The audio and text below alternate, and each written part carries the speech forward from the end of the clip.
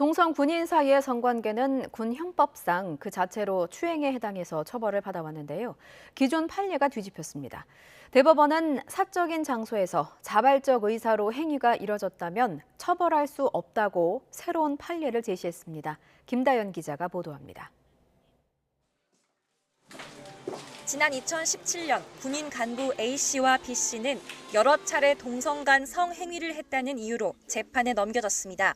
근무 시간도 아니었고 숙소에서 합의 상태로 이뤄졌는데 군형법상 추행 혐의가 적용됐습니다. 군형법은 강제 추행과 별개로 학문 성교나 그 밖의 추행을 한 사람은 2년 이하의 징역에 처한다고 규정하고 있습니다. 1심 재판부는 자발적인 성행위도 추행이라 보고 A씨에겐 징역 4개월의 집행유예 1년을, B씨에겐 징역 3개월의 선고유예 판결을 내렸습니다. 2심 판단도 같았습니다. 하지만 대법원 전원합의체는 무죄 취지로 판단했습니다.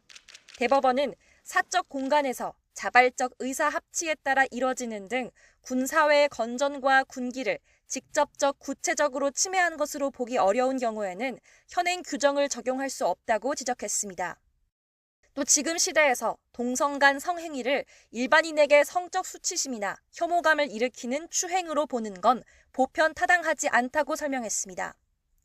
군기뿐만 아니라 군인의 성적 자기 결정권도 보호할 가치가 있다고 강조했습니다.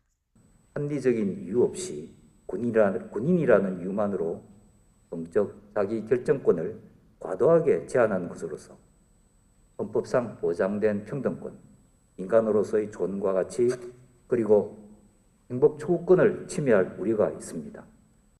앞서 대법원은 지난 2008년과 2012년 동성 군인 간 성행위 그 자체만으로 군기문란과 추행에 해당한다는 취지로 판시했는데 이번 판결로 기존 판례도 뒤집혔습니다. 진행 중인 사건에 관해서는 오늘 선고된 전원합의체 판결의 법리가 그대로 적용되므로 구제를 받을 수 있을 것으로 생각됩니다. 판결 직후 시민단체는 성소수자 차별과 사생활 침해 문제를 전면에서 다룬 새로운 판례라며 환영하고 이제 남은 건 처벌 조항에 대한 위헌 판단이라고 주장했습니다.